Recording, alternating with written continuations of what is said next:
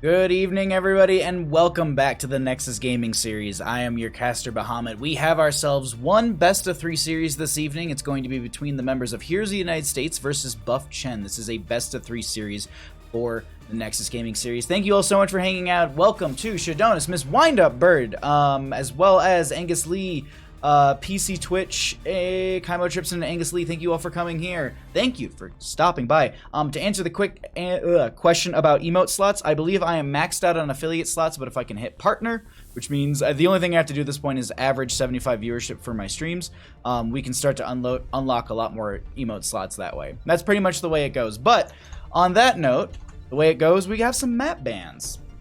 The members of Here's the United States were the home team. They lost the coin flip. That gives the priority over to Buff Chen. They went for first pick, giving Matt priority back over to the other side. So Brax's Hold Alterac Pass is banned out by Here's the United States.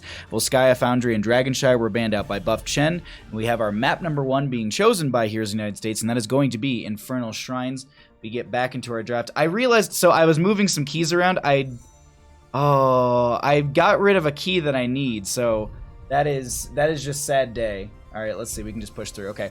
I need to change one thing on my stream deck really quickly, so I do apologize. But let's go ahead and I just got to delete that, and I need to put a OBS scene, please. Okay, yeah. And it just needs to be draft. Sorry, I'm doing this live. I just now realized it because I was going through everything, and I was like, whoops.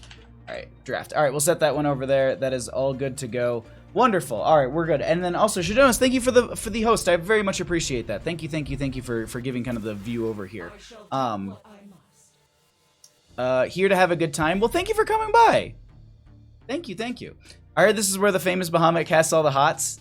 You're right, Satat. Thanks for coming by as well. All right, let's get into this draft a little bit because we haven't really focused in on this much at all. We have an Anubrak and Joanna being banned on the on the left-hand side. Really strong initiators as well as just really strong on this map overall with that Joanna. We have Ana and ETC being banned out, notably very strong in the healing department. ETC has some great setup. We have an Alex Strauss, a first pick on the right-hand side, which I do like as well because of the fact that she's really great with point control and they're locking that in right away. Lunara is going to be picked up. We actually saw a lot of Lunara play within the S Division over the weekend for the Grand Finals and all the playoff games, and that was because the use of Sentinel Wisp as well as her damage over time. That paired into the Sylvanas I think is extremely strong, and Alex Strauss has a little bit of damage over time as well. So a lot of dots, if you will, coming out from the members of Buff Chen. But Kael'thas Malthael can answer in the same right. Kael'thas has great Shrine Clear. Malthael really strong in the solo lane. You can also get really good rotations between top and mid with Malthael with that on a pale horse. I saw help with the viewer average. Thank you, Shadona. Seriously, realistically, it's casting until people show up a lot more. It's put it in the hours. It's growing on it as a channel. So I appreciate everyone who comes for like every single game. For the people who literally like turn on my stream and just mute it, like all the lurkers, all the chatters, like all of you matter. Every single person pushes towards that average, and I really do appreciate it. We actually got extremely close because of the Divesh games over the weekend, and so we're just going to be trying to push further forward, and hopefully we can start reaching that 75 average mark. Regardless, Lili will be banned out as well as a Garrosh. They need a support on the left, and they need a main tank on the right, so really heads up drafts in those. We can see when it comes to tank-wise, we're actually starting to get limited in the pool, but Murden has made some waves with good initiation. He's also got great control within these team fights, but looks like they're going to hold off on this. Malfurion will be picked up for the support right there. That's going to benefit the Kael'thas with the mana return as well as the ability cooldown reduction. Sonya's strong in the solo lane. We actually got to see a little bit of her over the Div S weekend, and she was playing a little bit of solo top lane. I think that was Tomster playing them, and showcasing a little bit of the Sonya prowess, and we'll see if it's a leap game, fingers crossed, but usually Wrath Berserker is what we see here, because she's strong in the Shrine on her own, and Kael'thas compare into that. Last two picks, they need a main tank and a solo lane, so it looks like it was Mal'Ganis for the solo lane into a Malthael. A little risky. We've often been seeing a lot of players go into the Leorc because there's at least the Mal'Ganis has some kind of self-sustain, but I think Leorc is a little bit stronger. And the other thing too is it'd be going into, well, actually no, now that I'm thinking about it, is that going to be a main tank Sonya? Or is Malthael going to be with the, I know the players, and if they don't swap, then that's definitely a solo lane Malthael with a Sonya in the rotation. Okay. Main tank Uther. This is going to be interesting. Monkus, how you doing? Thanks for coming by. Has Diablo fallen from top priority finally? I want, you know, it's a little bit of that, and it's also the fact that there's a skill cap definitely with Diablo. Like me myself, I don't like I think I play decent tanks, but I try to stay away from Diablo because I'm not very good at getting the angles. And if you're not able to get the angles, you're not allowed to get, you can't get those shadow charges, you can't really get the combos.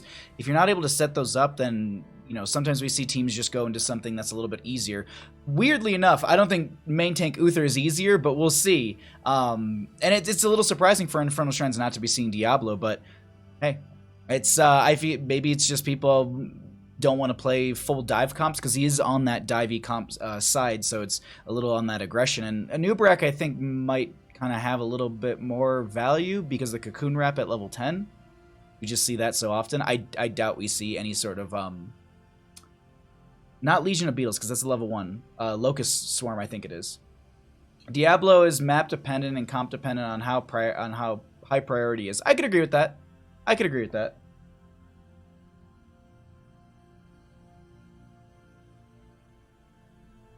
This is going to be interesting. Here's the United States have been Division B champions for quite some time.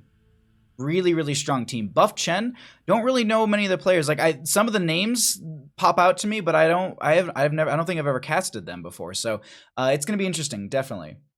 Lots of terrain around Shrine though. That's why, yeah, that's Infernal Shrines is definitely an area where we've seen Diablo and get a ton of value. But well, it's not going to be the case here. Let's go ahead and jump on into our game number 1. On the left-hand side, we've got the members of Heroes of the United States. Jub is going to be on that Malfurion. Clyde will be on the Sonya. Waterboy is going to be on the Malthael. Watson will be on the main tank Uther, and Blaze rounds out that team on the Kael'thas. On the right-hand side, we've got the members of Buff Chen. That doesn't look like a Taco Bell drink. I apologize. On the right-hand side, we got Buff Chen. We've got Sosa going to be on the Lunara. SVX is going to be on the Mal'Ganis. Middle Bear will be on the Muradin. We have Thistledew going to be on that Sonya, and Kage, thank you. I'm going to go with Kage, thank you, is going to be on the Alex Straza. Let's go ahead and jump on into this, and I've also got some little things that I need to change on my end as well. There we go. Just so at least we can get that vision as this game does progress here. But speaking of vision, we are going to be seeing Lunara going not into the Sentinel at level 1, which is what I was thinking. They're going to be going into the natural perspective, so it's just going to be able to see enemy heroes after getting an auto attack onto them, and it's just going to increase that duration in which you can see them. Now, Gannis going to step forward a little bit here, not going to be able to pick up on anything just yet, and I think we're going to begin seeing our rotations. Lunara will actually be the solo laner into this Sonya. So Malthael going to be in the rotations. Definitely an interesting lineup thus far, as we actually do have them also picking up that on a pale horse, so they're going to be faster in the rotation. Typically, maybe we'll see them swap out, but it's just it's a little surprising at that level 1. And is that's Warpaint at level 1? Yeah. I haven't played Sonya a little bit, and I'm like, that's the Warpaint. It doesn't have a different icon, no. Just skimming through these talents. Muradin did go into the Third Wind at level 1, which is something that I like to take myself. Just a bigger threshold on your trait right there, as well as I believe it's the restoration speed on top of it. So you can cycle in and out of fights a little bit faster.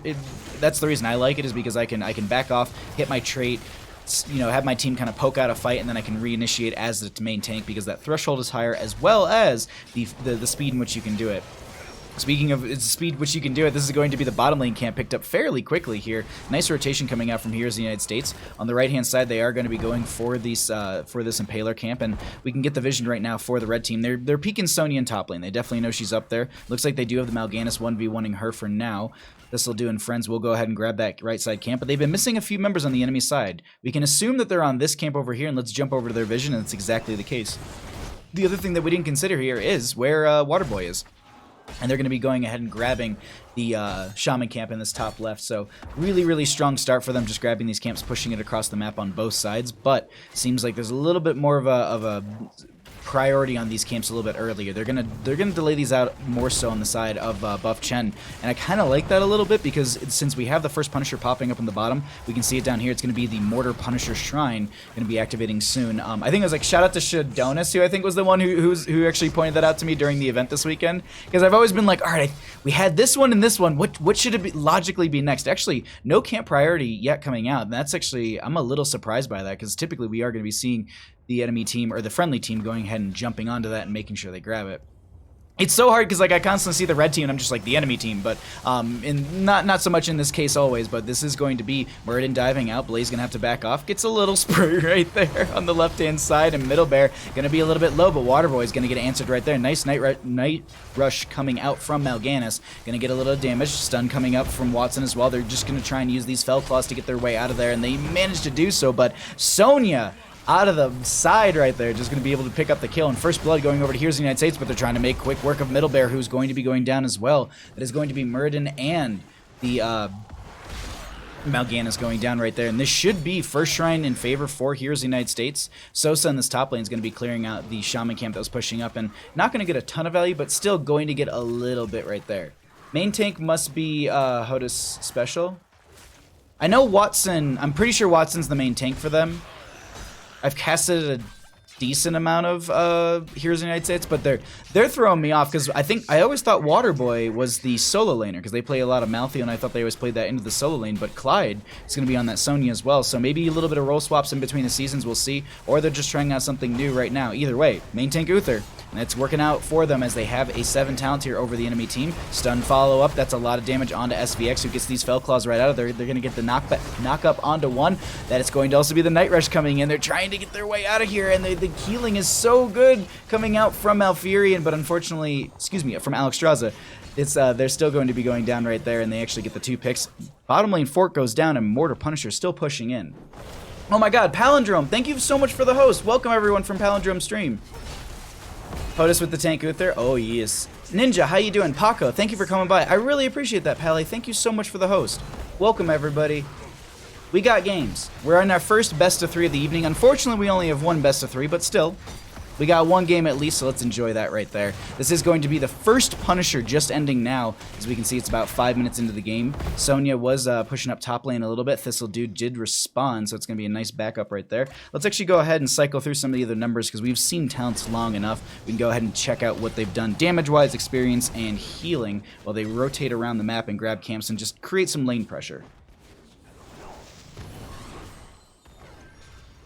Speaking of lane pressure, bottom's going to be picked up right there, but this Impaler camp on the right side will be the picked up as well. Same thing on the left. I think Here's the United States has a really good rotation for their camps. We got a minute 20 on that camp on the top left. This Bruiser camp's still up and available. I don't think they grabbed it just yet on the map. Kael'thas also going to be finishing out the Mana Addict at level 1 at 5 minutes and 30 seconds. So already to have that mana barrier 5 minutes into the game is so very helpful for a Kael'thas player. The other thing too is going to be having that mana return. I was actually playing a Brawl earlier and I was playing Kael'thas and I went Mana Addict at level 1 and I was just rotating around and I had 47 regeneration globe stacks by the end of it, and just like that shield was stupid, but like I honestly never post 20-ish, like once I had that 20 I really didn't feel like I was mana starved in any way, shape, or form. Like I was just sitting there just throwing out abilities and I was still able to return and not have to worry about my mana management. So overall, really strong start for the members of Here's the United States. A very strong team within the Nexus Gaming series, but we have a level just behind on the side of buff Chen. We'll see if they're going to be able to finish that out and grab that level. I like the play right now. They know that top lane's getting sieged in. They have a couple members to defend this, to poke out. Meanwhile, there's going to be a few others who are going to be pushing out the lanes looking for those 10 so they can defend at least their keep front gate. The other thing, too, is, you know, the compliment on the side of Heroes in the United States, they recognize that the next Punisher will be in top lane. This is going to be an Arcane Punisher, and so they say, let's push up top lane. Let's take out that fort. We can see a couple members on in the lanes, so we'll be able to grab that. And they still aren't able to get their 10s just yet. Here's the United States OP is that's why Gilly Shark ran away to Div A. Dang, oh my god, the dive, the blow up. Oh, Thistle Dude tries to get out. The Banshees were good, but unfortunately, they will be picked off by that Kael'thas. Stormbolt from Middle Bear. Yeah, they managed to back right out of there. It is going to be Wrath of Berserker for that Sonya as well, to note. It's not going to be any sort of leap, which is unfortunate. We also do have the Tranquility for the Malfurion and Tormented Souls. You know, it's really weird. Like, I've seen a lot of not Kael'thas, but the Malfurion players going for Tormented Souls, and oh my god, we go for it here. We have the Haymaker coming out for the Muradin. Sonya or Sylvanas holding. There's no way. Is this a mind control game?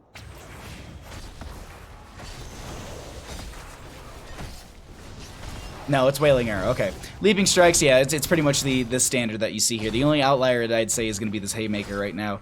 But we do have a Shrine popping up here in the top lane. They're going to try and jump onto this immediately before the enemy team hits their 13s, and they want to have a little bit of an advantage. Bottom lane, notably, is very pushed out, so they're going to be on a little bit of a timer here. Let's pull away the talents and get an idea of what this looks like. D-Shield onto the onto the Malthael right there with the Tormented Souls. Going to get some decent value. Middle Bear very low. That's going to be a nice Haymaker just to disengage. Cleansing Flame coming out from that Alex Charles, keeping the friendly team alive. They drop back down in that Dragon Queen form. Wing Buffet to try and maybe push them back here. They end up getting... The healing circle doesn't go out in time. Mal'Ganis is going to be picked off. Middle Bear and friends are so very low, and this is going to be the Shrine kind of ignored. They're actually going to send Sonya back and then continue to push up this wave, maybe? Nope.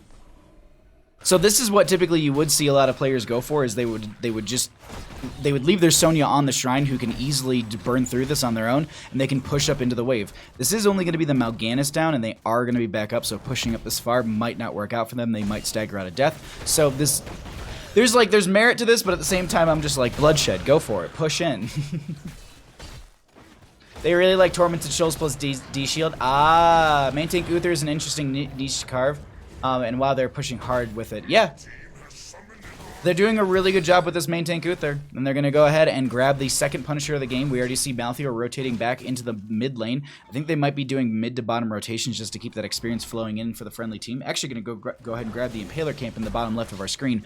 We got a Punisher pushing in, and this is where the fun is going to be at, as this is now going to be approaching the front gate of a keep sub 10 minutes into the game. They take out the sidewall. They could step further forward. That's going to be the Phoenix out as well to zone a little bit so they can step further forward. They want to take down that fort so there's nothing slowing or impairing their retreat, as this is going to be, at some point, a retreat they have to make. It looks like they're going to go ahead and just back off with this Punisher. Malthael grabbed, he can't push that into mid lane. Looks like he'll go ahead and grab the second, and they back off. Keep front gate, little bit of damage. What, 2/3 of the keep is left right there. And now they move themselves into mid lane, expecting this to be where the next Punisher will be. Could be in bottom. We could see a cycle like that. It's not always going to be jumping in that form, but either way, it is going to be the mid lane gate opened up, so at least there is no bait over the wall kind of Punisher situation. And with double Impaler camp coming in through mid, they could try and push this in a little bit further. They've also got a talent tier advantage over the enemy team. This is where it gets a little nerve-wracking, because on an Infernal Shrines, like if a team starts to really run away with this, it's going to be hard to start stepping back up onto these shrines as the game does progress. And you can see they're just playing by the imaginary front gate that's there. They can't find an entry into the back lane or anything like that.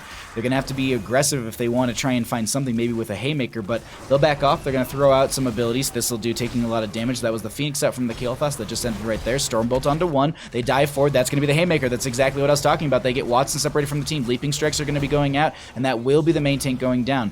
Here's the thing. They've got Ghost Heals for a few seconds here, but they're going to still aggress, so at least this is going to be the Uther sustaining the team a little bit if they try and step further forward, but that one pick is really, really good to kind of slow down the momentum on that mid lane pressure. They're going to now break off into their lanes, try and soak up and close that experience gap, as we did see that's quite... I'd say it's a solid 2 levels between them, maybe a little bit more, and they're looking for Middle Bear here, who uses the Dwarf Toss right out. Nice use of the Stormbolt just to kind of throw it out and check if anyone's maybe stepping up, but once again, this mid lane pressure comes in. That is the Uther who's still down. We have got a couple enemies or friendly members in bottom lane who are showing, because you can see them on that they're going to be going and clearing out that wave right there. We can actually do this right now. There you go. You can see Sylvanas on that minimap. This is the vision for the members of Heroes of the United States. So with that vision of Mal'Ganis and Sylvanas down there for a couple seconds, they want to step forward. Middle Bear going to get gravity lapses. They went ahead and tried to Dwarf Toss him. And now, Uther's back. And this continues. They know that the next Punisher will be mid. It's going to be a frozen one. And they'll have their 16s just after this wave as well. Sonya breaks off from the friendly team. We'll go ahead and grab the Bruiser camp on the left. Right-hand side, Bruiser camp will be picked up as well. Middle Bear anchoring for the team, making sure that no one aggresses further, and they're just going to have to give over mid lane fort.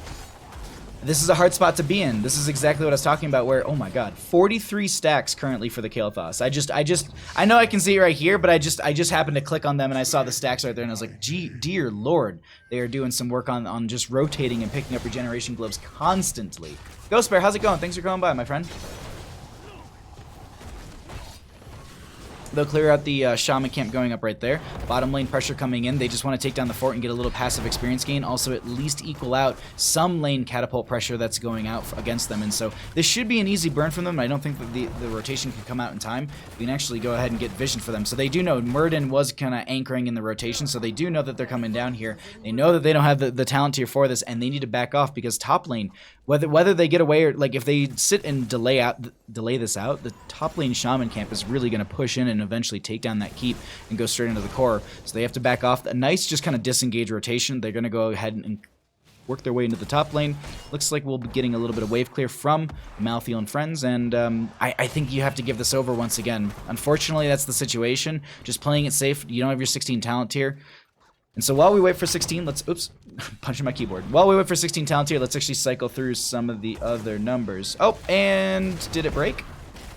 There we go. All right.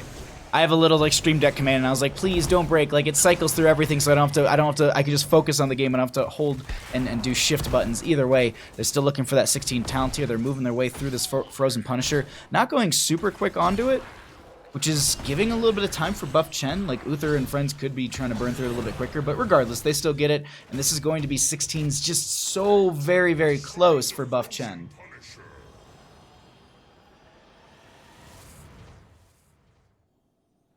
Alrighty. Third Punisher, Frozen Punisher. They move in through mid lane. 16 talent tier is just around the corner. Sonya pushing up top lane a little bit further. Punisher jumps over the wall. They're going to go ahead and get a lot of burn onto actually middle bear right there. Ooh, that was very, very close. That Muradin getting so very low, so very quick. Going to have to Hearth right there, and they need to back off. But realistically, the healing coming through and also their level 1 that we talked about earlier, that third wind really coming into play. 16 talent tiers here. They're going to be trying to play around this. That's going to be the Dragon Queen popped as well. That is also the de-shielded Tormented Souls. Mal'Ganis is going to be stepping forward. Going to be going into the Carrion Swarm to the backline. Going to get some decent damage out there. They're going to be focusing onto Jub. Malthael has gone down. They're starting to turn this around. Middle Bear stepping forward. They get the punch onto Watson. That's a very good pickup right there as the main tank. Uther is going to be out. They've got some ghost healing for the friendly team. No redemption just yet because no 20s. Night Rush to follow up. Blaze is being chased. That's going to be the Wailing Arrow coming out as well. They can't use their shielding just yet. And I don't know if it was on cooldown or not, but that is a very strong pickup. 50 mana stacks on that Kael'thas, but the Wailing Arrow might have shut that down. Can we actually, let me see if I can look at this really quickly before maybe that's Alex draws the game. Oh, I can't click on Kael'thas when he's dead? Rip. All right, well, I was just curious if we could see the cooldown, if it was off or not, if the Wailing Arrow just completely shut it down just in time so they couldn't use that. But that was a really good turnaround coming out from buff Chen, and now they get a little momentum in their favor. They're going to go ahead and push out this mid lane, open this up a little bit further. Bottom lane's already pushed out, and with the death timers being relatively low after that entire engagement, they're just going to go ahead and cycle around and get their mid lane fort pushed out again, evened out, excuse me. They could rotate to top and just kind of equalize it a little bit.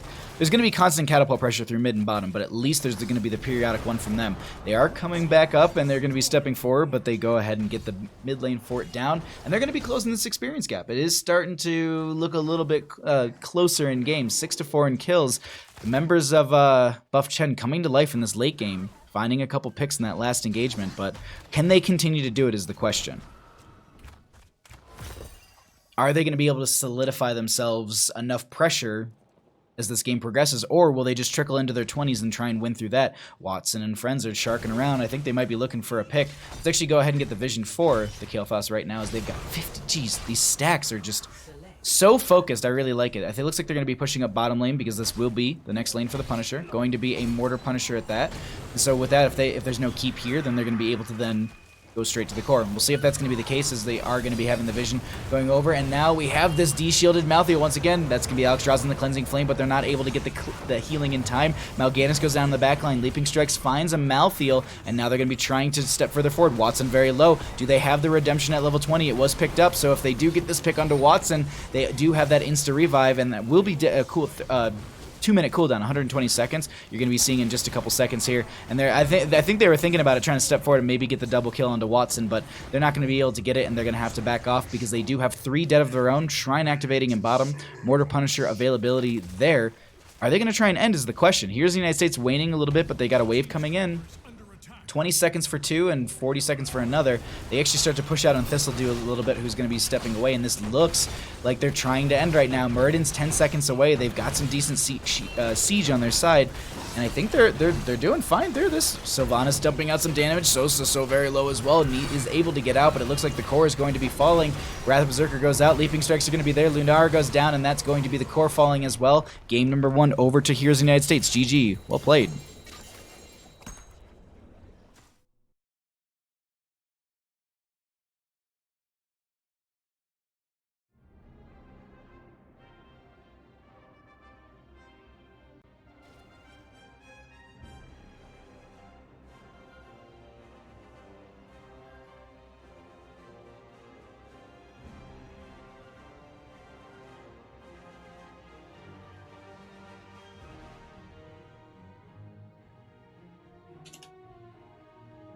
Alrighty, just gonna ask them if they want map pick or first pick, and then we'll go ahead and get into our next game.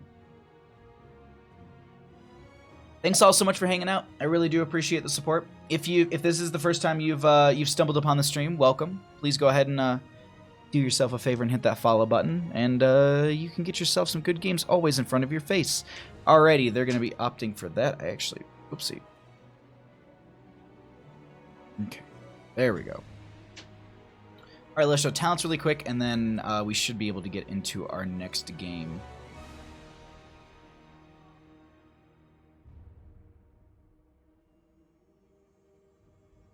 Alrighty. Okay, cool. We're back. Hello. Good evening. Good to see you all.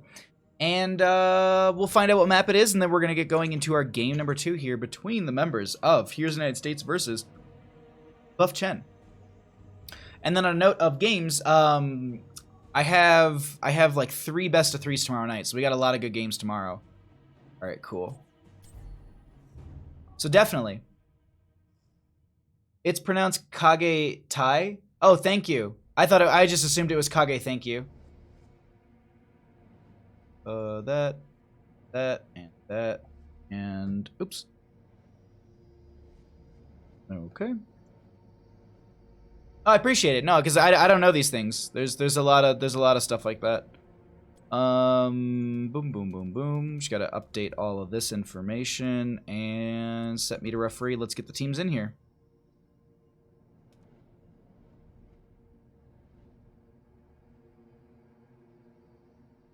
That was super quick. I was pretty quick for our first game. I'm not gonna lie. That's like roughly a 20-minute game, because like draft's roughly 10 minutes, and we're 7:30 for me. Boom. We just need Watson to get here, and then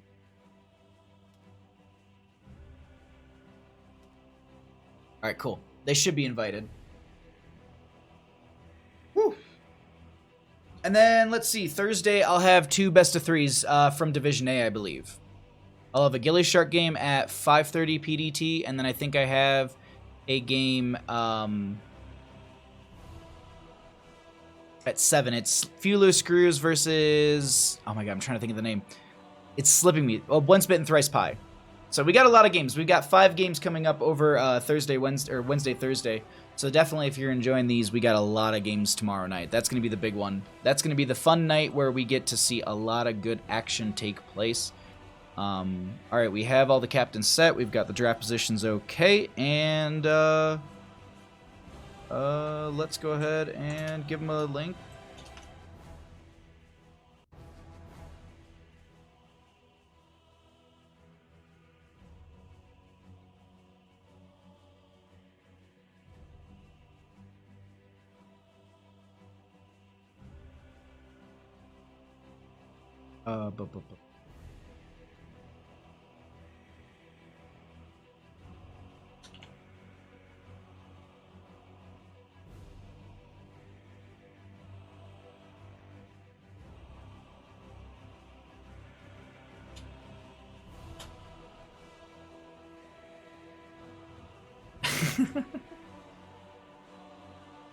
I'm sorry. I'm just we're setting up for this game, and they're like, one person's AFK, and then they gave me the reasoning, and I'm just like, in between games?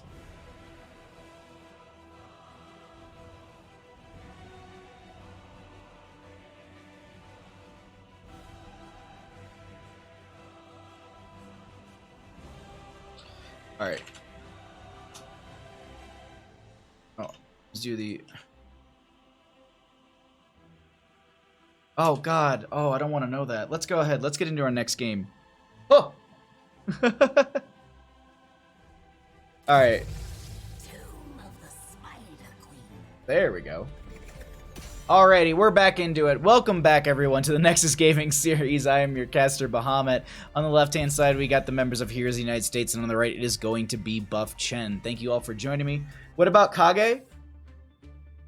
Oh, so there's a Kage in this game, and it was it's Kage TY, and so I was like, Kage, thank you, and then someone was actually letting me know. Why is Bandit always sleeping? Because we usually take a walk right before stream, so that way, like, I usually like relax a little bit. And I just like stretch my legs, and then we stream, and then it also tires him out. So he usually sleeps, and then when we finish streaming, we run around the backyard, and then usually watch a movie, and that's about it.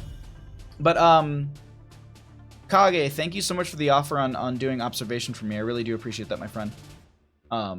Sorry, I'm just jumping around, making sure I'm not missing anything. But thank you so much for the support. Thank you for the offer, Kage. I do appreciate that. But we're just gonna have the one game this evening, and so we'll be able to. We're gonna just solo roll through this. Thank you, though. I appreciate that, my friend. All right, Uther ban on the right-hand side. We'll find out what the bans are going to be on the left in just a second. But first off, let's find out what our map bans will be. Home team this evening is HOTUS. They lost the coin flip, giving first pick priority over to the enemy team. They banned out Braxis Holdout and Alterac Pass on the side of HOTUS, or Heroes of the United States. Buff Chen is going to go ahead and ban out Volskaya Foundry and Dragonshire. Infernal Shrines was the first map chosen by Heroes of the United States and won by them. They opted for first pick in game number 2 on the side of Buff Chen. So, Heroes of the United States has opted to take us to Tomb of the Spider Queen for game number 2. Let's go ahead and check out... Oh, wrong button. I swapped things around really quickly on my stream deck, and I was like, okay, it's right there. No, apparently not. My bad. All right, Lior going to be banned out here as they do not want to deal with his wave clear potential. They are also banning out the Uther. They don't want to deal with a... main tank Uther. First ban Uther feels really weird though. Yeah, I mean, but if they're going to be sitting there playing a main tank Uther and they're just getting that constant stun and all that, and they don't want to deal with it, I get it. I absolutely get it. But that might open up avenues for other things to be picked up. Excuse me, sorry. Open up avenues for other things to be picked up here, like ETC, Garrosh. All really, really strong on a map like this. You have Arthas as well. Muradin can be picked up again. This first pick on the right-hand side, they opted for this, so they have a priority coming through, and it's going to be a Phoenix. Showing a little bit maybe of their hand with that, because that means that they're going to go, okay, cool, we're going into slows, and we're going to be trying to kind of control the fight with that and some slows, and so maybe they're going to be going for the Jaina. They could opt to pick up the Jaina first on the side of Heroes of the United States, but they're going to be going for a Gul'dan Maiev. Poison damage, as well as aggression coming out from Maiev. I really like this so far. I love a good Gul'dan on Tomb of Spider Queen. Wait, who pulled a Kaimo, Watson, or Blaze? Watson, I think? Main tank Uther. Is that what you mean? I confused. Always fun to obs for Heroes of the United States. They are a really good team. I saw them on the list and I was like, I've casted them before. We're gonna get some good games. And not Ban Chen. Buff Chen is gonna be putting in some good work here. I'm excited to see what they can bring to the table. I'm a little surprised and a little disappointed that we haven't had any Chen priority from any of these teams, especially from a team that says Buff Chen, and Chen got a rework not too long ago. Ban-wise coming out though, they do need they need a little bit. Oh. I was going to say they need wave clear, and I was thinking maybe they ban out the Jaina here on the side of Heroes of the United States, but they're actually going to go ahead and take out the Grey Mane. They don't want to deal with that dive potential, Curse Bullet, anything like that. Cho'Gall confirmed? Curse Bullet. I mean, they want a Cho'Gall, right? That's the only time you ever ban out a Grey Mane. Not because of the fact that he's strong, or he dives, or he can solo camps, or he can wave clear, or he can 1v1 pretty good. No. It's because the eminent Cho'Gall. Decker Kane will be banned out. They don't want to deal with his potions being dropped in between the lanes, and his control and his setup is actually really, really impactful into the Gul'dan and Maiev. A lockdown from the scroll ceiling is a really good initiator. Heraldric Cube is a great way to slow some members so that Gul'dan can step up, as well as Maiev get that Umbral Bind. And then just the potions throughout the map are that people can rotate and pick up as necessary are really, really great. I really like Maiev on Tomb. Blaze Maiev. I mean, we'll see. Like, I never hold any stock in the names that I currently see. of like who's playing what, because they can swap at any moment. But Watson will be picking up that ETC, and I was noting this beforehand. I think they've actually got I think Watson's a really strong ETC, that main tank for them. I'm like 90% sure I've seen them play it quite a bit in the past, but we never know. We definitely never know. Last 2 picks though going to be coming out from the members of Buff Chen. They need a solo lane, and they need a little bit of wave clear. I like the Jaina here, and maybe a Thrall for the solo lane, Earthquake and Jaina slows. Okay, all right. So there's the Thrall for the solo lane, but Lunar is going to be picked up here once again. Vision priority from her is really good. Damage over time is strong. The biggest thing was, I guess, well, if you are also using reverse amp, that's going to be another way for them to get the buff for the purification salvo. Going over to the other side really quickly, both teams banning CG counters. Oh my god. Oh, Cho'Gall counters, yeah. This last pick going to be coming out here. They need a solo. No. Yeah, they need a solo lane. So it's going to be Rhaegar solo lane? God, what is this like? Is this Zagara meta time when like she had value and you play Rhaegar into her because Lightning Bomb was a great way of getting rid of her creep? Like, all right, we'll see. Here's the United States with the odd draft here. I'm not gonna lie, the members of Buff Chen looking really, really strong. Is his ETC as strong as his Uther?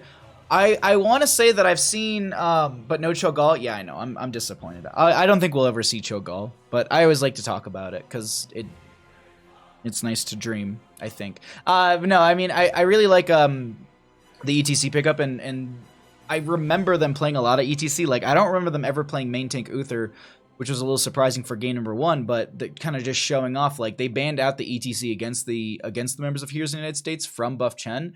And I think that was just their way of saying, like, cool, ban out our ETC. Like, we got something else that we can just be just as annoying. Rhaegar offlane and Merking. Yeah. Does Hodos always run 2 supports? I don't know about that. The Gilly Sharks might know a little bit more. They're in chat. They might know the answer to that one. And Buff Chen not taking a mage. Thrall could fill-ish that role. Like, I don't know. Thrall kind of rides that middle ground. But either way, we got a game. Let's actually get into that part.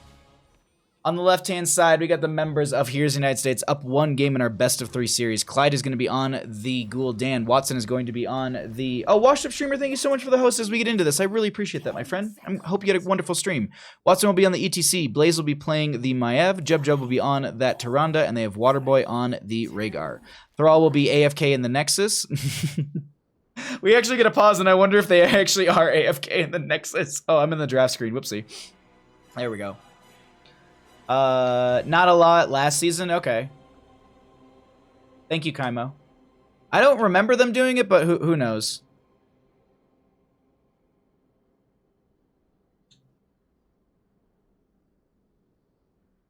I'm just gonna ask them if they're taking a poo. They might have done that thing that, like, I've done with my friends where I'm like, I'll just run to the fridge and grab a beer really quickly, and then, like, it takes way longer somehow, some way than I could imagine. I like sprinted up and down the hallway, but it's like, no, we're still loading it. Like we loaded in like super. I asked if they were taking a poo, and they just go, "How'd you know?"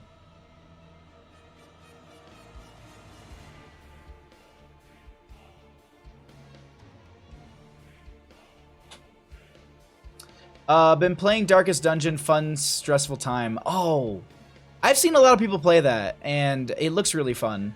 Ghoul-Dan plus Maiev is a lot of damage. I agree. Yeah, that's a very, very big one. While we have this moment, we'll just resend your alert because it came through right as we transferred. But thank you so much for the host Wash Up stream. I really do appreciate that. I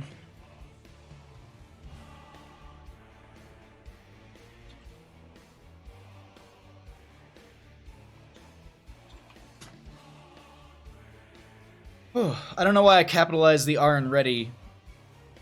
But okay.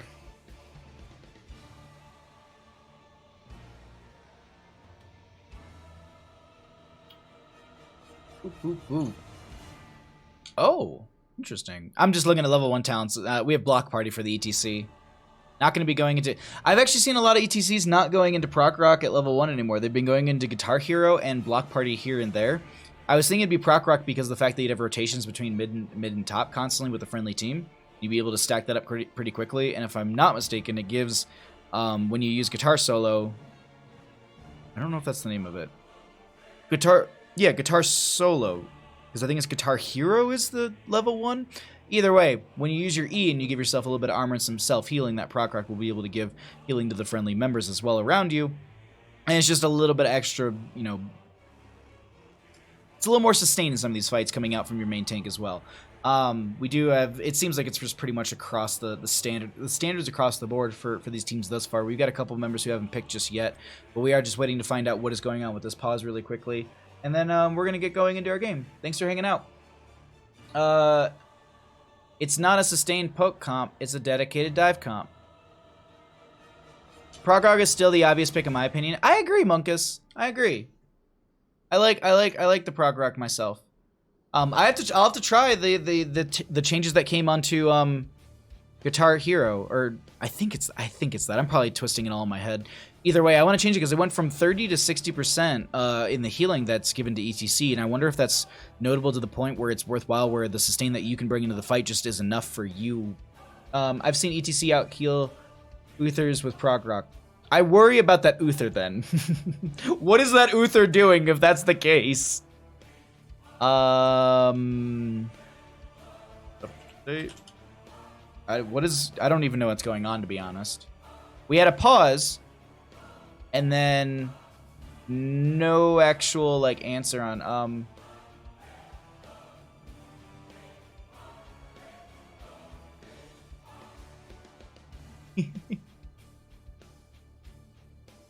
you sprint and trip. Oh boy. Isn't it like 15 minutes or something like that teams have? Like,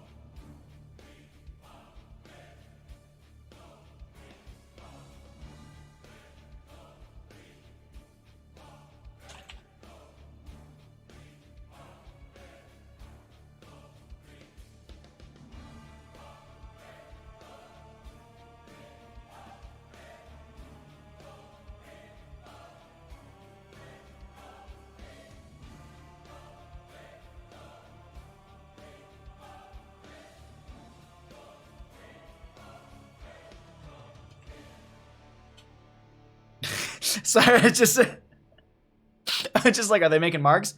Froj, how you doing? Or Froj. No, Fro, how you doing? There we go. I saw the name and I'm like, no, I've seen this before. It's 15 minutes per set, if I remember correctly. You are right.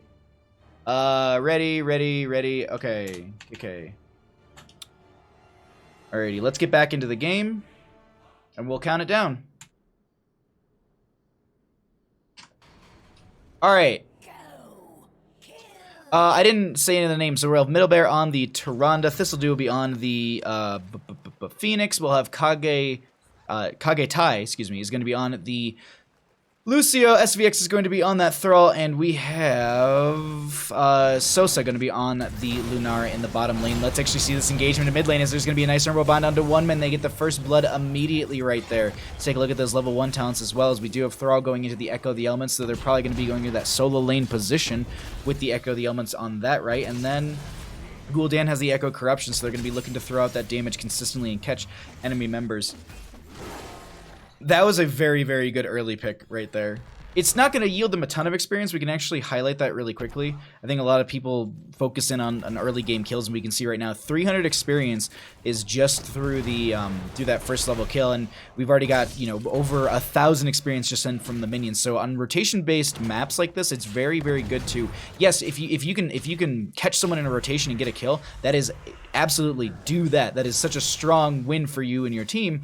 But at the same time, the rotations are so much more important, that if you are sitting there chasing kills around you, and you know you're wasting time and you're not going back and forth between the lane, that's where I think you can actually start to fall behind the enemy by just chasing after these damage kills and using abilities outside of getting wave clear. So it's a quick play right here, and so Watson going to be getting that power slide forward, and that tank doing a great job of trying to set them up. Nice use of the Umbral Bind onto SVX, and they're going for the Thrall once again. They find another kill onto that Thrall. They pick up the few gems that Thrall also drops. If you didn't know that that on Tomb of Spider Queen, when you die, you drop gems for the opposing team as well as the gems that you're currently holding. 3 gems only, doesn't scale in any way, shape, or form. Now Waterboy going to be heckled a little bit in this bottom lane. This is going to be Middlebear and Thistledew trying to make their way out, but they get into the wolf form and they just sprint right out of there. No bite button necessary, as this will be 4th level hit very, very quickly by the members of Here's the United States. And once again, I just want to hit on the experience, because as the game scales and you get kills, we can see the difference between how much experience you got, as it was about a 39 difference in experience. It was 339 in total. We are going to jump back into our rotations here, as we are going to be approaching a turn in availability for the members of Here's the United States. So it's going to get nice Umbra Bind, follow up. Oh my god, the communication coming out from Here's the United States, that's something to highlight right here. It's just they're saying, cool, I've got the Umbra Bind, I've got the Power Slide, I've got the it's just stepping up the damage like that is really, really good targeting and really good communication from the friendly team. And this is going to be it looks like it's throwing off the members of Buff Chen just a little bit. And so you've seen them kind of split on this map. They're just kind of, I think they're going to be breaking out of the rotations, and they might just go in for like a 1-3-1 kind of situation where you just leave the solo lane or you leave someone on top and you just go for easy clear. At least that's what I'd be doing just to back off right now. The aggression from Here's the United States is just so in your face that it's just kind of difficult to deal with. That is also going to be the Wisp coming out in this bush. As I noted before, it's going to be Nature's Perspective at that level 1, so no Sentinel to be able to get that extra 200% when it's sitting in a bush for over 5 seconds. And now, look at Rhaegar. Rhaegar just doing Rhaegar things, just going to go ahead and grab this camp on their own. We do have the top lane rotations continuing between the two teams, and no one else will be picked up just yet, but this is so far a really, really good start for them on the side of Here's the United States. We'll go through some of the other numbers while they try and get these turned in potentials. Middlebear getting a good turn in right there, so they're going to at least have 18 gems in the bank for themselves. They don't need many. I mean, they're just about halfway on the side of Here's the United States. Let's take a peek in our bottom lane. Thistledew just going to be pushing this back out as well. Waterboy going to get some poison thrown onto them. They'll just back off. I wonder, are they just trying to get some wave priority in their favor on the side of Here's the United States before they go into this first turn-in? Because it seems like they're kind of delaying a little bit. They're not eager to go for this turn when there's definitely opportunities where they could just kind of sneak and cycle out members during these pushes and get that last little bit turned in. Regardless, mid lane siege is going to be opening up quite a bit. Watson going for a turn of 13, which will put them at a total of 37. And now this is Lunara and Thistledew going to be rotating up to try and maybe help out this mid lane push. So then now, and this is what I was talking about, cycling heroes out. Waterboy could get that last little bit turned in. You can see that happening right above us, as they will go ahead and... Oh, I was thinking they were going to tag that camp, but not the case, as we also will be having 7 talent tier for both these teams, as first Web Weavers will be descending in favor for the members of Here's the United States. What else can they do with this? Can they step up any further? Just be... Oh, wow, Clyde going to be taking a little bit of damage, going to drain some health just to keep themselves alive as well. And I think they've effectively forced them back right there. Blue Web Weavers have descended into lane. This is going to be the bottom, going to be... I think Thistledew might just have some free clear onto that, as they're going to be... Oh, they're prioritizing the top lane. Nice power slide from ETC as well. Middlebear going to go ahead and use the Eldruin's Might to get back right there. And they're poking out here and there, but they've also got some great siege coming in from Here's the United States. Going to be throwing out that Echo Corruption on the Ghoul-Dan, and just going to be kind of forcing a couple of the members back a little bit, as Maiev is going to be using that Spirit of Vengeance to maybe step forward, put that threat on the table, much like how you see an ETC kind of power slide forward when they have that mosh pit availability. You know that the team is going to spread and kind of get away from that ETC as quickly as possible when they know that's going to be a threat on the table. Bottom lane Web Weaver is just about to fall. You can see the health bar is so very low. Mid lane being cleared out by the Phoenix and the Lunar, but this top lane going to be pushed in quite a bit. Chat mods work for free. Thank you for the 1 bit. And shave, please? No, I'm good. 10 to 8 when it comes to talents. 3 to 0 in kills. Mid lane fort tapped and taken out. They could rotate into bottom and try and go for that. They don't have a turn in themselves on the side of Otis. What's up, Monkus? Wait, what? Maiev went physical at 1 and also pinned down. Hit enemy heroes with a single This is such a hard talent to try and finish. This is such a hard talent to finish. I honestly, I don't think I see that ever. What is so? Hold on. What's the full reward? Additional each additional time 3 enemies are hit with a single fan of knives, gain additional 5% damage up to 40%. Hit 4 enemy heroes with a single fan of knives to instantly gain rewards. And then sorry, what was the other one? Increased fan of knives damage by 25%. Nice.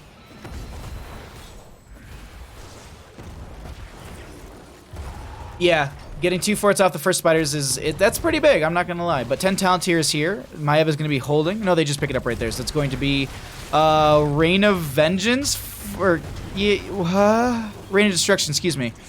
Reign of Vengeance is the Vala talent, but Reign of Destruction. It did get changes. It's no longer like you sit there and just channel it yourself. You go pinned down with Cruel Chain build. Ah, got you. You never know. I mean, like, you can... teams change stuff up all the time, and that's what we're going to be getting right now. But that's going to be 10 talent tier for both these sides, and Webweaver is going to be turned in. What's the defense priority here? It looks like the members of Heroes of the United States are going to be going ahead and getting the clear into the top lane as quickly as possible. That way that they can keep their boss lane up and clear and easy, so that way they don't have to worry about that pressure coming in. There is going to be a little bit of a rotation coming in here. They might be able to get the flank onto the enemy team and try and set themselves up for a nice fight right there. There's also going to be Judgment for the Tyrael. No Sanctification. Planet Cracker from the Phoenix right there, who just drops it in front of all these members. That's going to be Tyrael going down, as well as the Lucio, as well as the Thrall. Reign of Destruction coming out and getting quite a bit of value, it seems. They find a Phoenix as well. That's a lot of gems being dropped up here. Oof. They tried to take that fight. They tried to get that wraparound, that backline, that flank. It just did not work out whatsoever. Ghost Dunk, how's it going, bud? Thanks for coming by. I listened to the new Magic Tavern today and I thought of you. I hope all that's going good for you, my dude. 13 talent tier is about to be right around the corner, and here's the United States. They're playing. They're playing their own game at this point. Like, they're forcing the enemy team to respond to a lot of the situations and just trying to be like, all right, cool. Like, you've got web weavers. We're just going to push this out, and they respond to them, and they end up taking the fight regardless. So it's a lot of these things where they're just putting things on the map or putting on pressure, and the enemy team has to respond to it so effectively and so often. Here they're going to throw out the Eldrin's Might, but I don't think I think they might be just using it for vision right there. Sentinel goes out from the Tyrande as well. They will be able to pick this up, and let's actually get the vision for the members of Heroes of the United States as they go ahead and set up for their second web weaver of the game. Oh, hold on. That's going to be Judgment onto Waterboy. No Ancestral is going to be up or anything like that. That's going to be the Starfall coming out as well, Sundering to split a couple of the enemy members. SVX is so very low, and they go down as well. Thrall picked off right before this web weaver descent happens here, and that's a hard spot to be in. Thrall's got some good poke and some great engage in some of these fights. We also do have that Sundering, but that was used right at the end of that fight instead of a 50-second cooldown, so they won't have that for this, and either by the time they get up, because it's 7 seconds on that one, and we do have Echo Corruption being thrown out here and there. We'll check on the stacks in just a second here, but this is going to be Reign of Destruction also off cooldown. They can throw this in. They've almost got they almost got all of their combo ready to go. The only thing that isn't up and available is going to be that Starfall. They used it in the last little engagement. Power Slide from the ETC. Are they setting up for the mosh pit? Thistledew will be the target. Nice use of the Emerald Bind to pull them back right there. And now web weavers are encroaching into top, mid, and bottom. Reign of Destruction to the backline, just trying to force back the enemy team, try and zone them, much like we saw the Phoenix in the last game coming out from the Kael'thas player, which I'm trying to remember off the top of my head. I think no, Clyde was the Sonya, if I'm not mistaken.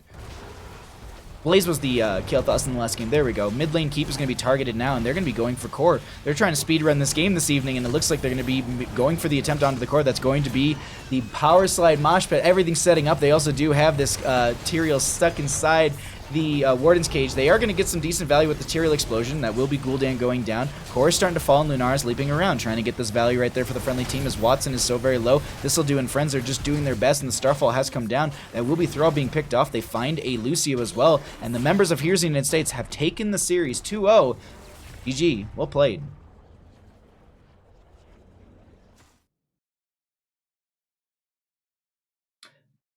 Fish, how you doing? Thanks for coming by.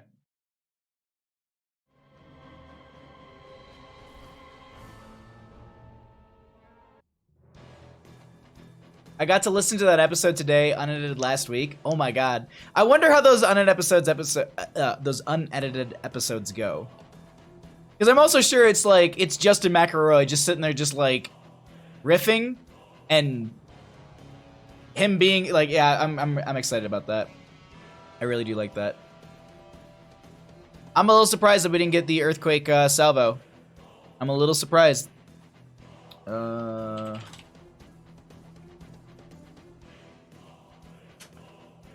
I'm just getting some stuff set up really quickly, and then let's show stats once again. Let me update some stuff in my background. All right, don't go anywhere. We're going to get ourselves a little interview with one of the players in just a second, and we'll see who that is. Show talents once more.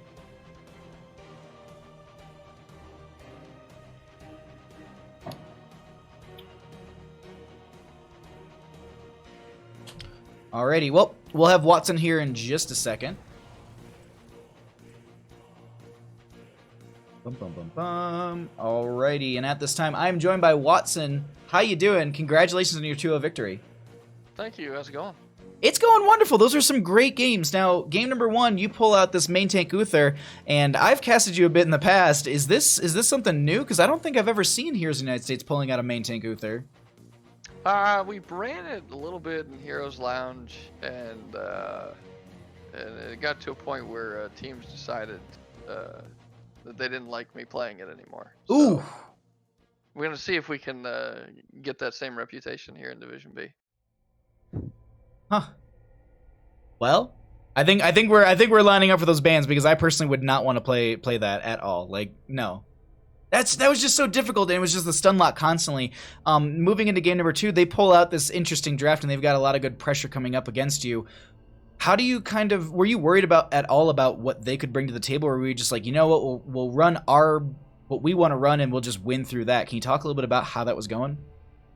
Yeah, I mean, it really is just, tonight seemed like everybody was pretty much on point with abilities, so I don't know, between game 1 and game 2 both, I felt like we were able to kind of really control the map and dictate rotations and dictate enemy position quite a bit. You know, I mean, even in game 2, I think the 4-man mosh pit, I even said, like, let's just go out and stand up in the middle of that lane. I'll just hold vision, and if they come and try and collapse, like, they're going to want to collapse together. You've got at least Thrall, Tyrael, even maybe Lucio, and so to catch 4 of them out, I was actually noting it in the game itself, the rotations and how you were catching people within them, and just the use of the Umbral Bind from Maiev, and then the Power Slide from ETC, and then just Gul'dan dumping in the damage while all that's happening was just so very well communicated between all the members, and it showed within the game. It was just really, like, the synergy from your team is really honed in, and I'm excited to see how, like, what you can bring to the table for this season of Nexus Gaming Series. It's been phenomenal to see you all grow over this time, and it definitely shows. Yeah, it's been a lot of fun. I mean, like you said, we're trying new things this season, playing some main tank Uther, playing some unique drafts compared to previous seasons, and they're working out. I don't know, it's the meta, as stale as it feels, at least to us, we're trying to spice it up a little bit. Oh, definitely spicy indeed. Before I let you go, any shout-outs that you'd like to give? The floor is all yours. Shout out to you, Mohammed, for casting us. Always appreciate it. It's always a good cast. Shout out to the team. Shout out to NGS for keeping this dead game alive. Really enjoying it. So, thank you, Twitch chat. Alrighty. Well, Twitch chat, you heard it. You got the biggest thanks of all. Thank you so much, Watson, for the interview, and I can't wait to see you further down the Nexus Gaming series.